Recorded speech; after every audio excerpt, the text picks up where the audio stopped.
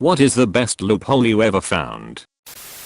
I guess this is kind of a loophole. One of my proudest moments nonetheless. In the final semester of my senior year in high school, I decided to take a class called Physics Second. I liked the first physics class I took. I thought that this would be a fun class to go out on. Wrong.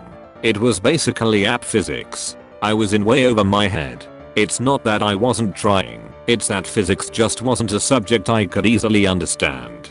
I failed a lot of tests. At the end of the semester I had a D going into the final. I'm freaking out at this point, thinking that my college acceptance is going to be pulled. Our final project is about buoyancy. The task is to build a boat that could support you and your partner out of nothing but cardboard, glue and 20 feet of duct tape. If you could paddle to the end of a pool and back with you and your partner in the boat, you get an A on that aspect of the project. Great. Then my teacher made the mistake of offering an extra incentive. For every length of the pool you could go beyond that without sinking, you'd get 40 extra credit points. Extra credit was my only hope.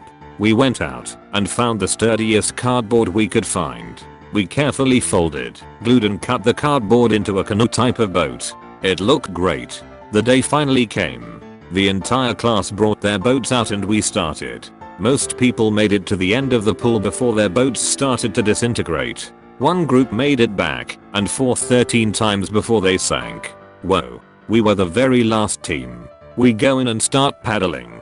We make it to the end, paddle back. Then out and back again. And again. And again. We crossed the pool 60 times before our teacher made us stop. We did not sink. We both earned 2,400 extra credit points. I went from a D to an A on the very last final I ever had in high school. True story and one of my greatest days. I have a good one. I had saved up a crapload of coins and needed to get them counted.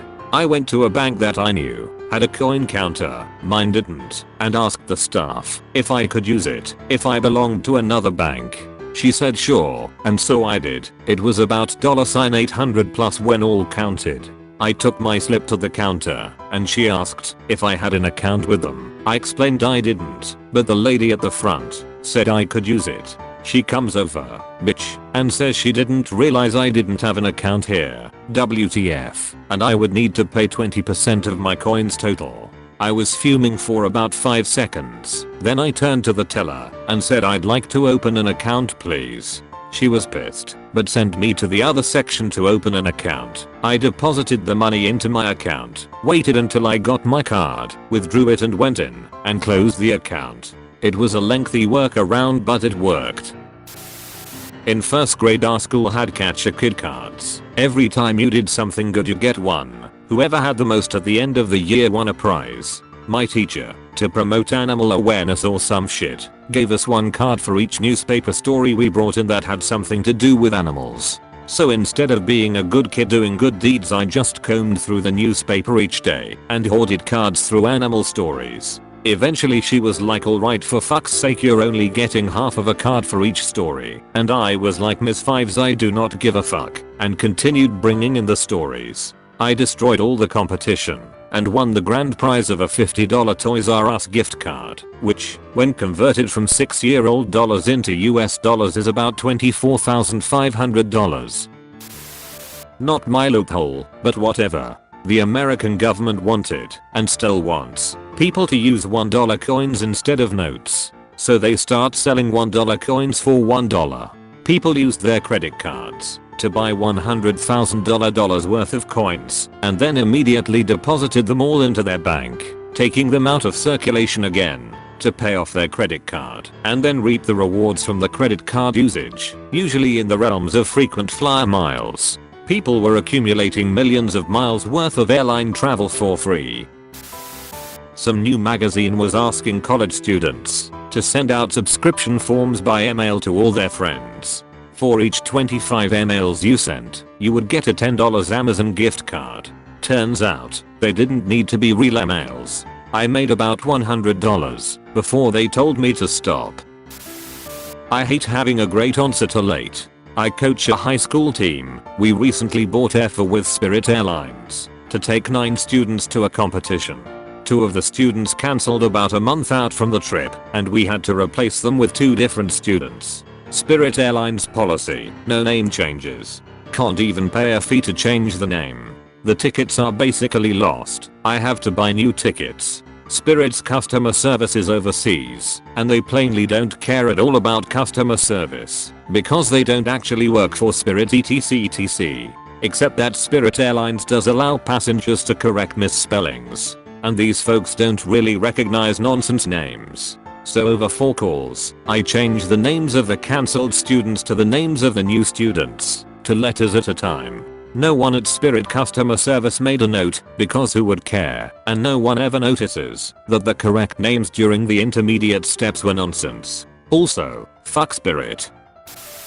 Not my find, but my mother's. Back in the day, when a woman needed her husband's permission to get a loan or sign up for a credit card, my mother used to take advantage of the sign up for our store credit card today and get XXXX free. She would fill out the form completely, but since my father refused to sign the permission section because he thought it was stupid that she would need permission in the first place, the credit card company would throw out her application. So she would get the free gift either way. She must have done this a dozen or more times. When Verizon changed their unlimited plan, we got to keep ours due to being grandfathered in. Basically, as long as we kept our phones, we kept the plan. But once we upgraded, we would have to switch plans. My family has 4 phones. 3 smartphones and my little brother's dumb phone with no data. When we went to upgrade, we asked the Verizon rep if there was any way we could keep unlimited. After some experimenting with the system, she found a way. She moved my data package to my brother's phone, since he didn't have any data, upgraded my phone, then moved the data package back. Same for my parents' phones. So we got to keep the unlimited, and still got our upgrade. Screw you Verizon, but major props to your employees. Those self-serve yogurt places have been popping up all over my area for the last 2 to 3 years. One opened up shop in a crappy strip mall that's a pain to get in and out of. To get people in, they put stacks of coupons out in offices near them for a free small yogurt. They neglected to put an expiration date on any of them. I gathered all of them that were at my office and even found some in a handful of places near the yogurt place. I've been eating free yogurt for the last 20 months. Years ago signed up for the Columbia House DVD of the month when I was 16. Most of you probably don't know about this, but it was a deal where you got a dozen DVDs for free and then had to buy one a month for $15. If you didn't order a movie that month they would send you one that was their selection of the month. Anyway, when I got all the free movies I wrote them a letter stating I wasn't 18 and they cancelled my subscription and let me keep the movies for free. My school had a policy, get a 5 on an app exam and all of your grades are switched to A's. Very rare occasions was this relevant, because if you got a 5 you easily could ace the class, so it never really came up until me. After the app test, I knew 100% that I had aced my app language and comp exam. I even rewrote my essays for my teacher, just so I could get an approximate score. He said there was no way I wouldn't get a 5. Fantastic. I talked to him about the little rule that the school had that he had forgot and got out of an entire month of work in the class. Used that hour for study hall and the library. I skipped the final, a whole book, and a research paper. My parents were incredibly pissed. I didn't care. Walgreens was running a deal on a blood sugar monitor that was originally $19.99. They had a weekly deal where it dropped down to $9.99 plus you got 2,000 points free on your balance reward card. I found a coupon for that exact meter which got me $10 off, so the mirror became free plus I got $2 in balance points. I have about 20 meters sitting in my house that will be going to a lower income clinic where people who need it but can't afford it will benefit the most from it. Back in WoW's Burning Crusade, a buddy and I discovered that the guards in Cenarian Expedition wouldn't attack you if you attacked players from certain points in the town. On the flip side, the guards would attack anyone who tried to defend themselves. From that point on, we farmed players questing for hours at a time. I was a rogue in gladiator gear, and he was an undergeared hunter.